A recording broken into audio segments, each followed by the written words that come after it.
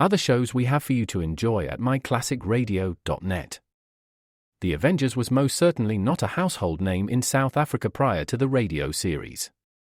With no national television service until 1976, the mechanism simply was not present in the country to show television programs to mass audiences. While many other countries reveled in the filmed adventures of John Steed and company, South Africa was not equipped to join in the fun.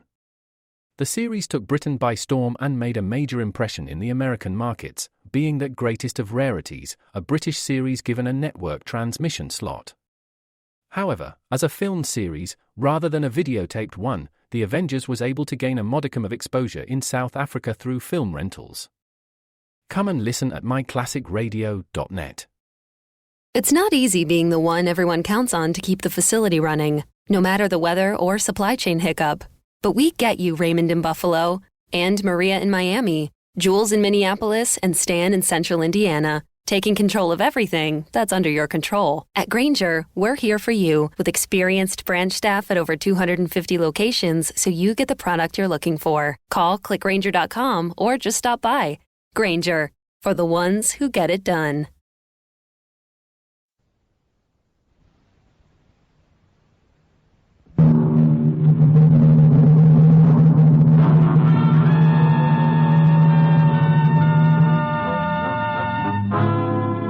Dangerous Assignment, transcribed starring Brian Donlevy as Steve Mitchell.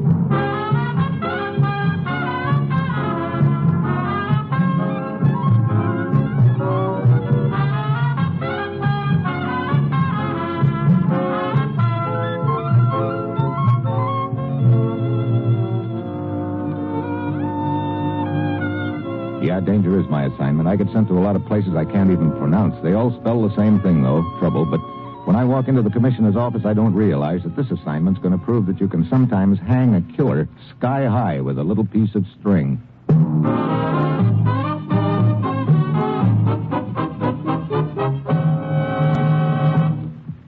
Morning, Commissioner. You sent for me? Steve, you ever hear of the Italian movie actress named Yolanda? Sure. She's made so many rice field pictures, I understand she's got waterlogged kneecaps. How'd you like to meet her? Oh, just hand me a pair of hip boots and I'm on my way. You'll find her on the French Riviera. Her yacht is anchored at Nice. We're particularly interested in the guests she has aboard. How so, Commissioner? Steve, one of the most vicious pre-war rackets is in operation again. A racket that cost American citizens thousands and thousands of dollars in payoff money for the protection of relatives living in Eastern Germany, Hungary, and Romania. Yeah, built up quite a fund for Adolf's rise to power, didn't it? This time we're certain it's being run as a private enterprise. It started up some 6 months ago under the direction of the same man who handled it for the Nazis. That would be Herzog, colonel of Gestapo. Right, only someone else seems to have taken over the racket, and the colonel's little black book. Herzog died suddenly in Lisbon 2 months ago. So how does all this tie in with the Italian movie queen? An American named Ernest Hall, vacationing in Nice, had the bite put on him for $25,000 last week. Did he pay up? Yes, he was afraid harm would come to some of his family still living in Eastern Germany. Now, Hall is certain the head of this racket is aboard that yacht. Get over there, Steve. Check with him. Find out who's behind all this and smash it. Oh, that's it. You've got your assignment. Good luck.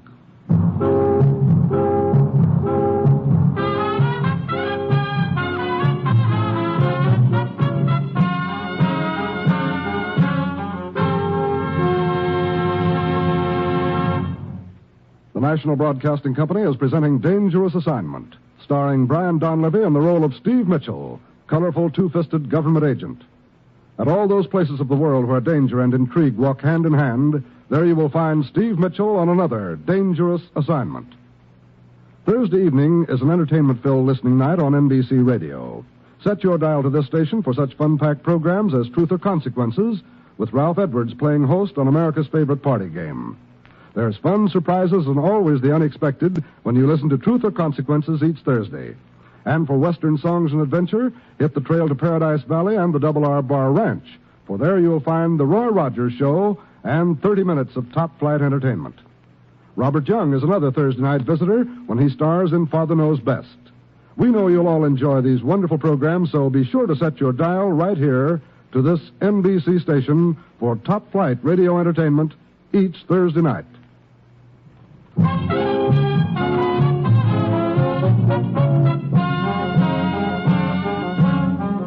Sure, I get my assignment. assignment. Get over to the French Riviera, check with an American who's had to pay off protection money for members of his family living in Germany. Find out who's running the racket and break it up. It's late Thursday afternoon when my plane lands. The American, Ernest Hall, is waiting for me in his hotel room. I was afraid for my relatives, Mr. Mitchell. That's why I didn't call the authorities until now. I wanted nothing to go wrong. I decided it would be best to investigate quietly after the payment had been made. All right, Hall, let's start from the beginning. When did you get the pitch? Sunday evening. A letter had been slipped under my door. The note contained a demand for payment of $25,000. A threat against the lives of an Aunt Amelia Halderstadt and two cousins, Jan and Joseph. Halderstadt? Would that by any chance... Yes, my father's name. I changed it to Hall when I arrived in America many years ago. I see. How long have you been vacationing here in Nice? A month. Run into any old acquaintances? Someone who knows your real name is Halderstadt? Yes, as a matter of fact, a week ago aboard the yacht. Eric Vogel is an old friend. We came from the same village, and naturally we talked to people we'd known, our families and so on. And when you got that note Sunday evening? Oh, no. I couldn't bring myself to suspect that Eric was behind all this. There were others at the party aboard the yacht. Any one of them could have overheard your conversation, learned that your real name was Halderstadt. Okay, who were the others? Well, the actress Yolanda, of course, was there. It's her yacht. And also a French newspaper man named Albert Beauvais, an Englishman named Chipping, and Lal Hubli, a Hindu. That all? But two others. Felix De Luca, he is Yolanda's director, and George something or other. I didn't get his last name. Okay, now, about the payoff. Well, last night a box containing the money was placed under a bridge on the road to Antibes. You see anyone? No, I didn't go. Albert Beauvais did. The newspaper man? Yes. You see, he was with me Sunday evening when the letter came. So, naturally, we talked about it. The note instructed me to remain in my hotel room here and send someone with the money. Beauvais volunteered. I see. Look, I'd like to meet these people. Beauvais, Chipping, George, what's his name? I can arrange it. I am expected aboard the yacht in an hour. Cocktails. They'll all be there. Fine. Now, I should warn you, Mr. Mitchell. These friends of Yolanda, they're of artistic temperament. Their actions are somewhat droll, strange. You might call them eccentric. Or just plain screwball, huh? All right, let's go.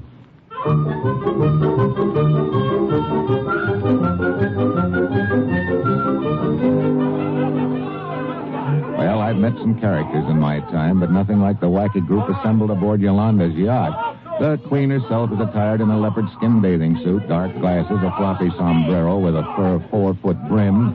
She's tossing grapes across the room to a gent who's standing on his head in the corner with his mouth open.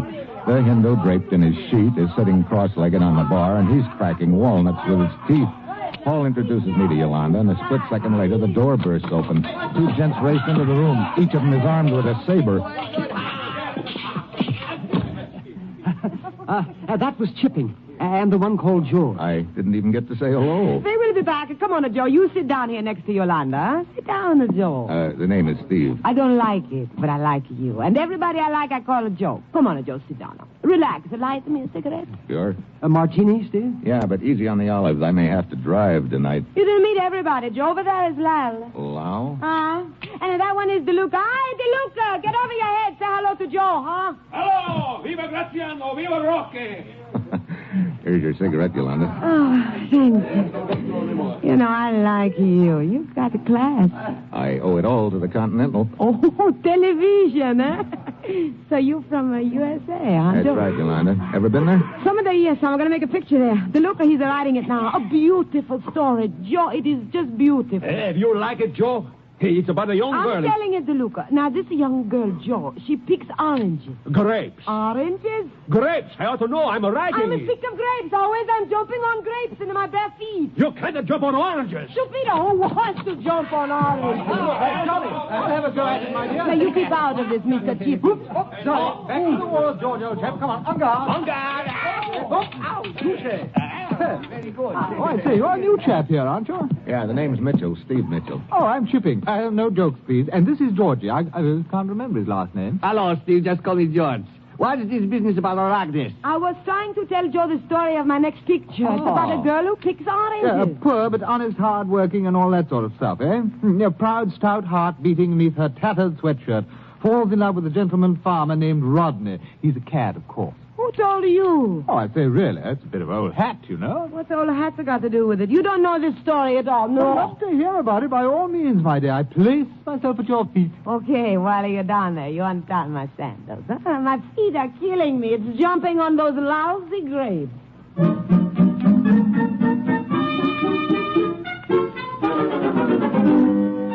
Well, Yolanda launches into a dramatic account of the plot, a tender, heartwarming story of love, greed, and hate among the smudge pots. Suddenly, the salon door swings open. A short, heavy-set gent stands there with a mask over his face, a .45 in one hand, a small satchel in the other. Hi. What are you doing? What's it? Shut up, sister. This is a heist. A heist? What is it he's talking? A stick-up, Yolanda. A hold-up. There's the bag, gents. Let's have your wallets, watches, rings, anything that'll bring a buck. Dump 'em in there. Now, just a minute, Sport. Let's get with it. I ain't got all night. You first, Mac. Sure. Only call me George, huh? That's me, Sport. George! Okay, George, get up. And don't try that again, see? Oh, I don't try. Next one of you gents that gets funny winds up with a slug in him. Now, come on. Shell out.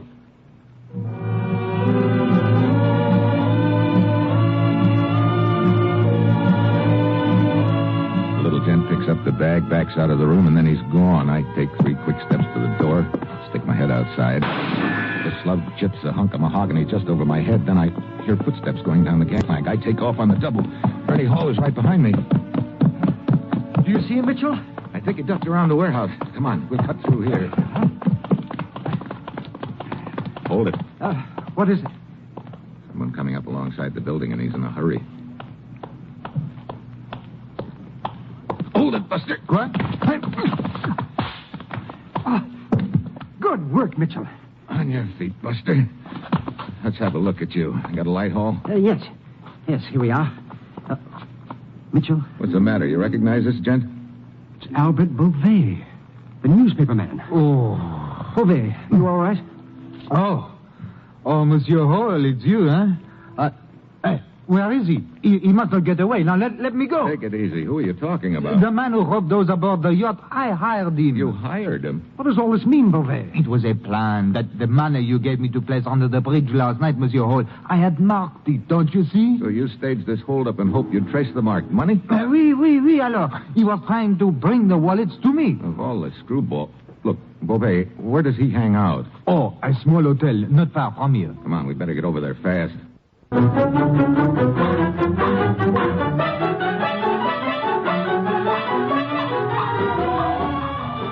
hustle over to a broken-down hotel on the waterfront. Beauvais and Hall hurry into the lobby, and while Beauvais conducts an arm-waving conversation with the man behind the desk, I duck down the alley and back of the hotel. I don't have long to wait. Our hold-up friend scoots out the back door, and I grab him. Sure, he's a small gent, but his left has the stock of a pile driver. I'm setting him up for a right cross when my foot slips on the wet cobblestone, and as I go down, he clouts me on the side of the head with the satchel. I'm sitting on the curb, rubbing my ear, when Hall and Beauvais come pounding up. Mitchell! Are you all right? Yes, but our friend got away. He left this, though. Aha, the satchel. Here, let me have it. You will see my plan was not such a bad one after all. Look, yet money. Yes, here is a bill I marked. And another. So? Oh, sacre bleu. Yeah, your plan called for us to find that marked money in somebody's wallet. And we'd have our culprit.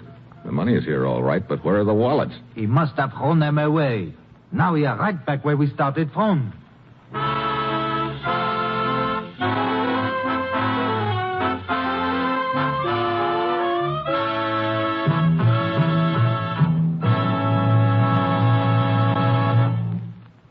Steve Mitchell will continue his dangerous assignment in just a moment.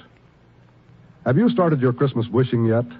Well, this is the season for it, the season when we wish we could do the most for our families, our friends, and our loved ones. All of us express that wish when we say those joyous words, a Merry Christmas and a Happy New Year to you. But as the old song says, wishing won't make it so. How much better it would be if you could really do something to make that wish come true. Well, the point is you can do something. You can buy Christmas seals. Yes, Christmas seal money helps pay for chest X-ray campaigns, which search out those who have TB and don't know it, so they can be treated to save their lives and to protect yours. The Christmas seals you buy today may help to find, through chest x-rays, some of the 150,000 persons in our country who have TB without knowing it. Finding their TB early, when it's easiest to cure, may mean many happy New Years to come for them. Wishing won't help, but buying Christmas seals will. Buy Christmas seals and you turn wishes into good health.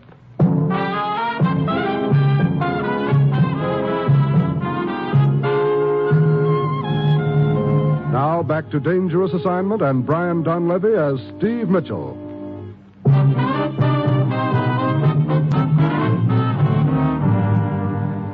cute little plan backfired, Beauvais. Your hired stick-up man dumped all the money out of the wallets. Now, we don't know whose wallet the marked money came out of. Let's see, about $500 of the money in this satchel is marked. Well, the rest of it must be hidden aboard the yacht somewhere. Could be. Okay, suppose you start on Operation Ashcan, Beauvais. Hall and I'll see what we can pick up back at the yacht. Operation Ashcan. What is this? Check all the ash cans between the dock and the hotel where your stick-up boy was hiding out. See if you can find those wallets. Could be some of that marked money stuck to one of them.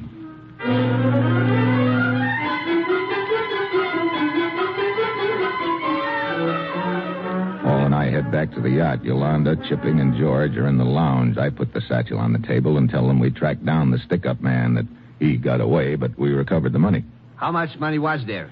About $2,000, George. Most of it was in the satchel, but there was $500 in his coat pocket. Just what I lost, Sport. Thank you very much. Oh, you're sure about the amount, eh? Sure, I'm sure. Well, there it is. Help yourselves. Yolanda, how much did you lose? You remember? A couple of hundred, Joe. Chipping? Well, it's a bit hard to say. I've stumbled across some rare finds in Nice, and I'm not sure how much they've cost me. Rare finds? He's a book collector, Joe Dunn. Oh, then you don't know how much you had in your wallet. Well, not more than 300, I should say. You see, I don't carry a great deal of cash on these trips. Letters of credit and that sort of thing, no? Oh, I should have so much credit. He's a dirty rich, Joe. No, filthy rich, darling. Dirty, filthy. He'll never be cleaned, huh? Oh, fine. Where's DeLuca? Oh, he's attending. He was no feeling so hot. Oh? No, nothing like losing some money to make DeLuca no feel so hot. Well, slip a few of these bills in his oxygen tent. It may snap him out of it. You got a good sense of humor, Joe. Oh, I'm a riot, Josephine. I got a good idea why you don't come with us, huh? Will you? Sure. On the cruise. We're shoving off in about an hour. Oh, where are you heading? Oh, I thought we'd stop at Corsica and then Naples. Then what? Then we split up. I got to go back to work. Oh, okay. Thanks for the invitation, Yolanda. You've got yourself another passenger.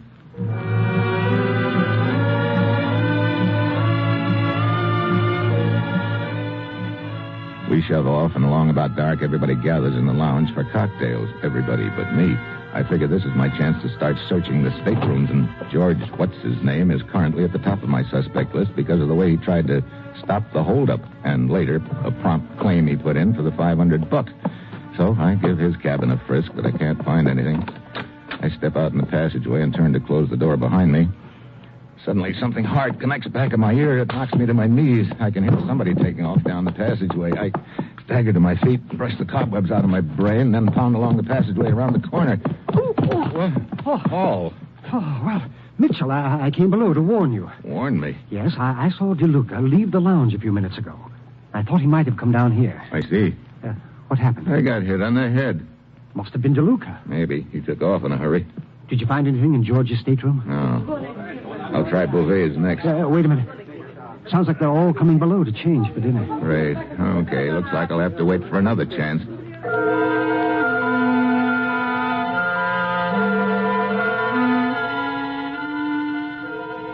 But I don't get another chance that night.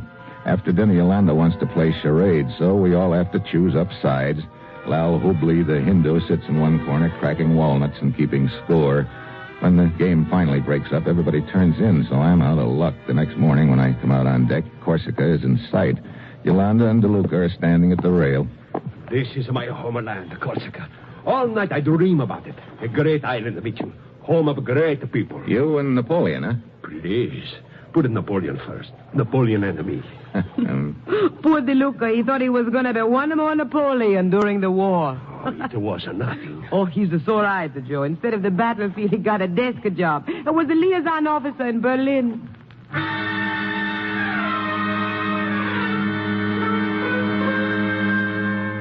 The word Berlin hits me like a hammer. That little black book which started this whole deal used to be in the custody of a Nazi named Herzog in Berlin. DeLuca could have hooked up with him there. At this point, he seems to be edging George out of the top spot on my list. An hour later, we dock, and the happy little group streams off the yacht for a gay day ashore. But the trouble is, they insist that I stream along with them. In the middle of the afternoon, we split up. I get back to the yacht first with Yolanda and George. I'm just starting up along the deck when I spot Chipping coming up the gangplank with a couple of books under his arm and waving his cane frantically at me. Mitchell, I say, Mitchell, a find, a positive find. Of what? I was browsing in a bookshop and I just happened to stumble across these. Can you imagine? What are they? Ancient textbooks of the gladiator school. That's where fencing really started, you know? Look here, old man. You see these illustrations? See? There. It's been the prevalent theory that the glide or sliding thrust is a comparatively recent maneuver, but you see, it's the same thing. Look, I'll show you with my cane. You go like this, you see? Hey! I'm so sorry. Look, take that cane and... I'm terribly sorry, old boy. I thrust when I should have glided. Well, as long as I know that makes everything all right. Now, try your thrust on somebody else, will you? Yes, I will. I must find George. Yeah, you do that. Oh, brother. Oh, DeLuca, I didn't see you standing there. I come to look for you. Yolanda says, tell everybody cocktails. Okay, tell her I'll be along in a couple of minutes. I stay up on deck until I see all of them come up to the lounge. Then I head below.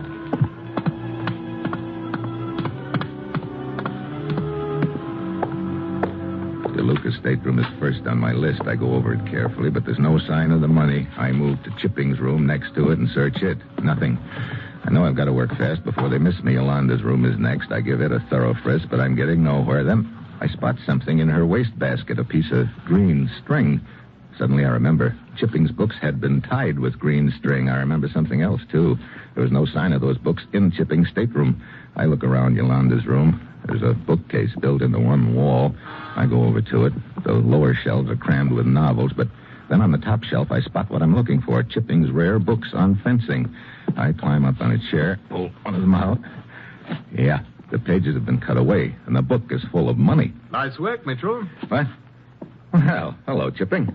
Yes, I was afraid I might find you here. Please stay right where you are for the moment. So, you're the boy who's been running the racket, huh? I told you I was a book collector. Herzog's little black book has a prominent place in my collection. Amazing how the people whose names are listed in it will pay to keep anything from happening to friends in Eastern Europe. Like Hall, for instance? This money is what you got from him, isn't it? Yes. I suspected you were searching everyone's room, so I thought the books would be a good hiding place. At the last place you'd look would be in Yolanda's room. If I hadn't spotted the string, I probably wouldn't have thought of it. Oh, no use crying over spilled string. There's no harm done since you're the only one who knows. Now, you hand me those books? Okay, here. Have some more. Sorry. Oh, I'll take that gun. Hard to shoot with a face full of books, isn't it, Chipping? Books.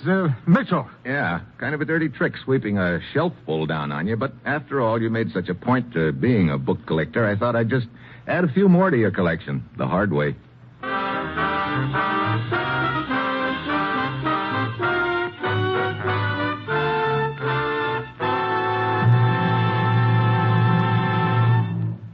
Our star, Brian Donlevy, will return in just a moment.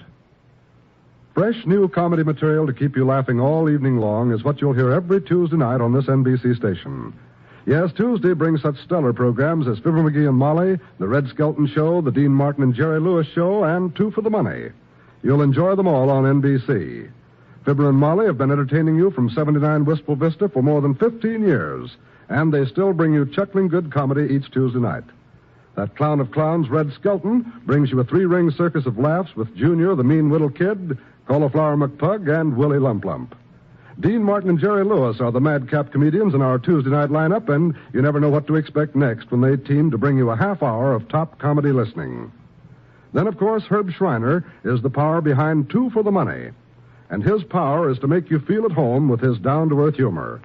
So keep your date with our terrific Tuesday night lineup, and set your dial to NBC next Tuesday and every Tuesday for tops in comedy entertainment.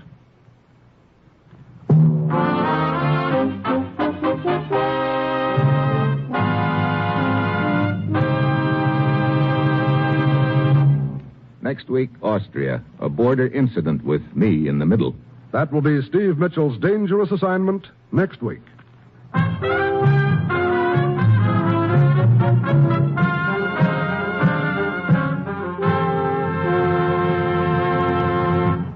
Included in tonight's cast were Howard McNear, Betty Lou Gerson, Nestor Parva, Ben Wright, and Paul Dubov.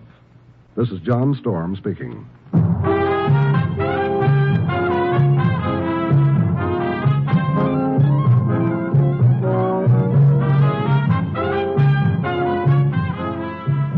Dangerous Assignment, starring Brian Donlevy as Steve Mitchell, with Herb Butterfield as the commissioner, is written by Bob Reif and Adrian Jandot, and is directed by Bill Karn. Be with us again next week at this same time, when Brian Donlevy, starring in the role of Steve Mitchell, will embark on another transcribed Dangerous Assignment.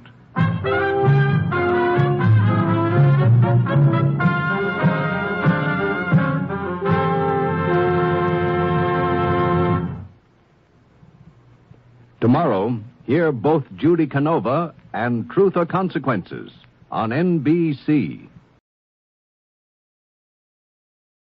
Without the ones like you, who work tirelessly to keep things running, everything would suddenly stop.